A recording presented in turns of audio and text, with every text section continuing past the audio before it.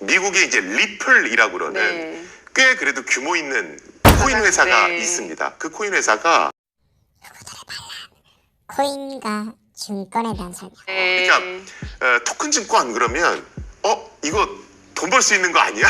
이렇게 생각하시기보다는 사실은 정부가 토큰 증권의 가이드라인을 만들었다. 네. 제도화시켜겠다라는 건 안전장치를 기존의 가상자산보다는 많이 만들겠다. 보호를 많이 해주겠다. 이 의지가 들어있는 겁니다. 그럼 안전장치가 많이 들어가 있다는 얘기는 까다롭다는 얘기거든요. 까다롭다는 얘기는 기존에 우리가 봤던 코인보다는 등락폭이 작다는 겁니다. 네. 그래서 올라가고 그렇죠. 내려가고. 예전에 뭐 비트코인이나 뭐 이런 거 생각하시면서 네. 야 토큰 증권 이 조각 투자도 이거 뭐 엄청 순식간에 떼돈 벌 거야 이런 마인드로 들어가시면 사실은 실망하실 수도 있습니다.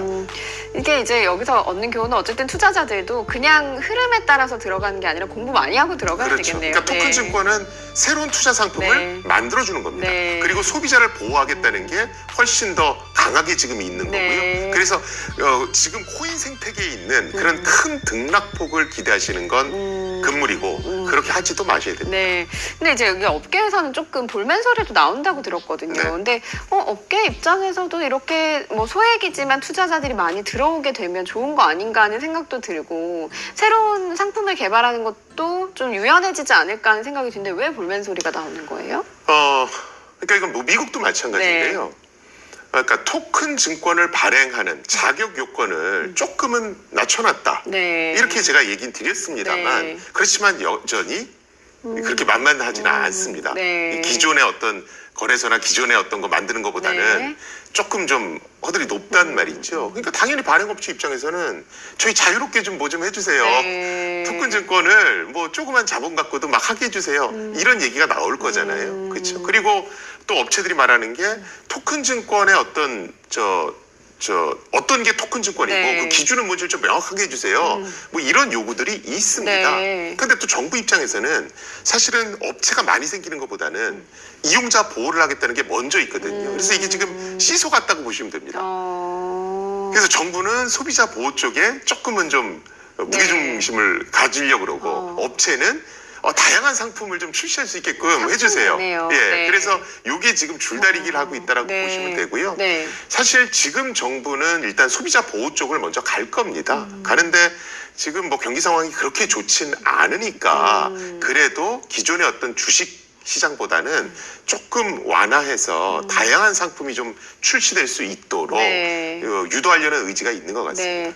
근데 듣다 보니까 이게 약간 그 해외 사례도 좀 궁금해지는 부분이 있고요. 또 한 가지는 약간 창업하기 쉬워지는 부분이 있나요? 왜냐하면 자금이 부족했던 사람들이 좋은 상품만 있어 설득력이 되면 설득만 할 수 있으면 투자자들이 좀 그 토큰 증권 형태로 모을 수 있나라는 생각도 들긴 하는데요. 일단은 뭐 소비자 보호가 먼저냐 아니면 다양한 상품을 만들 수 있도록 제도를 좀 완화시키는 게 먼저냐 이 논란은 뭐 미국에서도 계속 진행 중에 있습니다. 미국에서는 당연히 소비자 보호는 해야 되니까 미국에서 가상자산 사업을 하는 분들은 이 가상자산을 상품으로 분류해 주세요 이렇게 봅니다. 그런데 처음에는 이 가상자산을 상품으로 분류하자는 게 조금 우세했어요. 그런데 테라루나 뭐 이런 사건들이 연이어서 계속 터지면서 SEC가 힘을 받기 시작합니다. 그러면서 아니야 이거는 소비자 보호 쪽에 좀 무게중심을 실어야 돼. 그러면서 이걸 증권으로 보려는 쪽으로 흐름이 바뀌었어요. 그러다 보니까 이제 미국의 SEC가 기존의 코인들을 야 너희들은 다 증권이었어. 우리가 규제할 거야. 그리고 너희들 이거 안 지키면 저 감옥에 보낸다.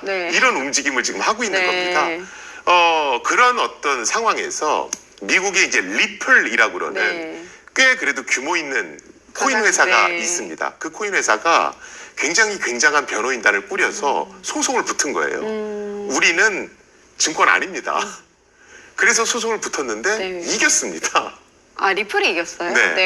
그래서 지금 미국에서도 야 이게 대부분 증권으로, 그러니까 기존의 증권으로 분류하는 기준들은 있으니까 네. 이 기준에 따라서 코인들을 증권으로 분류하는 게 되게 쉬울 줄 알았는데 생각보다 이게 너무 생각보다 다 어렵지 않네. 틀려지가 있는데 네. 그래서 사실은 우리나라도 네. 사실 어떤 걸 토큰 증권으로 볼 거고 어떤 걸 그게 아닌 걸로 볼 거냐 이 기준이 사실은 조금 모호한 상태긴 합니다. 네. 그래서 지금 업체들이 지금 불면 목소리 하는 것이 규제를 좀 완화시켜 주세요 이것도 있지만 네. 어떤 게 토큰 증권이고 어디게 뭐가 아닌지를 조금 명확히 명확한. 그 기준을 마련해 주세요. 그래서 우리가 조금 좀 쉽게 사업도 창업하고 좀 이런 토큰 증권으로 분류됐을 때 어떤 투자자도 많이 모을 수 있게끔 이렇게 좀 해주십시오. 네. 뭐 이런 어떤 목소리들도 나오고 있습니다. 결국에는 그 기준이 문제인 건데 지금 말씀을 듣다 보면은 이게 또 워낙 새로운 시장이다 보니 기준 마련하기가 참 쉽지가 않아 보이긴 하네요. 그렇죠. 네. 그러니까 금융 쪽은 네. 기본적으로 보수적입니다. 네. 그러니까 지난 정부 때부터도 가상자산을 어떻게 법제화시킬 거냐 그런 얘기는 계속 있었거든요. 근데 저는 진짜 금융당국이 토큰 증권, 근데 블록체인이라는 말을 입 밖에 내고 네. 그걸 제도화시키는 것 자체가 저는 큰 걸음을 띄었다. 저는 그렇게 봅니다. 워낙에 이제 거기에 대해서는 좀 더디게 들어가는 네, 부분이 있다. 우리 네. 시장은 굉장히 보수적입니다. 네, 그러다 보니 이것 자체로도 이미 굉장히 큰 첫발을 내디딘 그쵸. 거고 이제 가이드라인이 쭉 나와야 되겠네요. 그렇죠. 그리고